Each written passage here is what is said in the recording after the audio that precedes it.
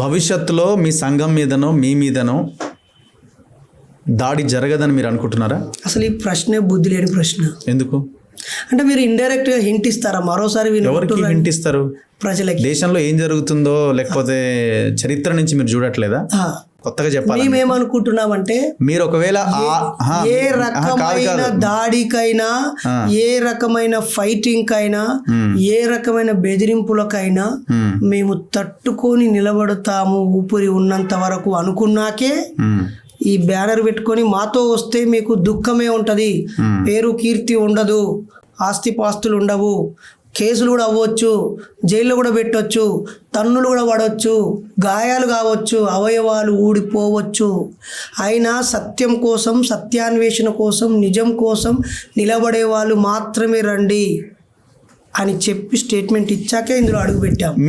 మీకు బాధ కలిగినప్పుడు, మీకు మీద దాడి జరిగినప్పుడు, మీ కుటుంబాన్ని టోటల్గా ఐసోలేట్ చేసినప్పుడు మీ భార్య మిమ్మల్ని కూర్చోబెట్టి ఇది మనకు అవసరమా అనే క్వశ్చన్ మీ ముందు రేజ్ చేసింది, రైట్? ఏం చేద్దాము అని అడిగింది. ఏం చేద్దాము అని అడిగింది. Social contract. నేను అదే అంటున్నా, ఏం చేద్దాము అని అడిగింది. ₹1,00,000 ఉద్యోగం వచ్చింది, అక్కడ వెళ్ళి పని చేసుకోమని చెప్పింది. ఇవాళ మీరు 100 జిల్లాలు తిరిగారు, మా వెనకాల 3,000 మంది ఉన్నారని చెప్తున్నారు. 3,000 30,000 కావచ్చు. మళ్ళీ రేపొద్దున ఇలాంటి పరిస్థితి వస్తే రాదు అని గ్యారంటీ అయితే లేదు. ఒకవేళ మీరు రాదు అని మీరు అనుకుంటే మీకు బుద్ధి లేదు అనుకోవాలి. రివర్స్ క్వశ్చన్, రిటర్న్ క్వశ్చన్, మీరు ఏమైనా అనుకోండి, ఓకే, వచ్చే అవకాశాలు ఉండడానికి ఎక్కువ అవకాశాలు ఉన్నాయి. ఇప్పుడు ఒకవేళ అదే అంటే ఆమెనే, మీ భార్యనే మళ్ళీ కూర్చోబెట్టి మనకి ఇది అక్కర్లేదు, మనం మూసేద్దాం అంటే మీరు మూసేయడానికి రెడీగా ఉంటారా? 18 నెలలుగా ఏ ఛానల్కి ఇంటర్వ్యూ ఇవ్వకుండా మా పని మేము చేసుకుని ప్రశాంతంగా ఉన్నాం కదా, ఇట్లనే ఉంటాం. మాది పిక్కునేదే ఉన్నది, మాది ఊసిపోయేదే ఉన్నది, అంతేనా?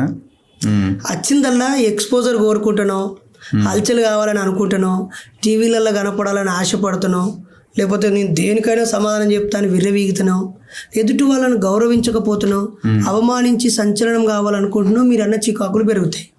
ఇప్పుడు మా సంఘంలో అన్ని మతాలలో నుంచి వాళ్ళ మత సంస్కరణ కోరే ఎవరైనా మా సంఘంలో చేరవచ్చు. మేము ఇప్పుడు గుడి కాడికి పోయి చైతన్యపరుస్తాం, చర్చి కాడికి పోయి చైతన్యపరుస్తాం, మసీద్ కాడికి పోయి చైతన్యపరుస్తాం. వ్యక్తిగా దేవుళ్ళని నమ్మం, కానీ దేవుళ్ళని నమ్మే మీరు, ఆయా మతాలను ఆచరించే మీరు, మీ మతంలో మీ దేవుడి పేరుతో జరిగే దోపిడిని, పీడనని, మోసాన్ని మీరు గుర్తించండి అని చెప్పడం మా కర్తవ్యం. ఇప్పుడు అర్థమైందా? కాబట్టి ఇక మీదట ఒకవేళ దాడులు జరగవు అని అనుకుంటున్నాము.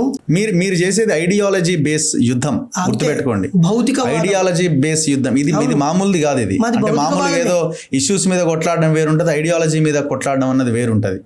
అది మనిషి, అదే అంటున్నాను. దేశంలో జరుగుతున్నది కూడా ఐడియాలజీ వారే. అవును. సో దీన్ని తట్టుకొని నిలబడగలిగే శక్తి మీకు, మీ టీంకు ఉన్నదా? అంటే మీ దృష్టిలో శక్తి అంటే ఏంటిది? పైసలా? శక్తి అంటే పైసలే ఎందుకు అవుతుంది? మరి విషయ పరిజ్ఞానమా, గుండె ధైర్యం ఉండాలి, ఫైటింగ్ చేసే ఉండాలి. లేవనుకుంటున్నావా? ఉన్నాయని అనుకుంటున్నా. ఇప్పుడు 4 రోజులు కనిపించకపోతేనే గుండె ధైర్యం లేదు కావచ్చు, భయపడ్డా అనుకుంటారు. కాబట్టి మళ్ళోసారి మంచి మిత్రుడు పిలిచాడని వచ్చాను, అంతే.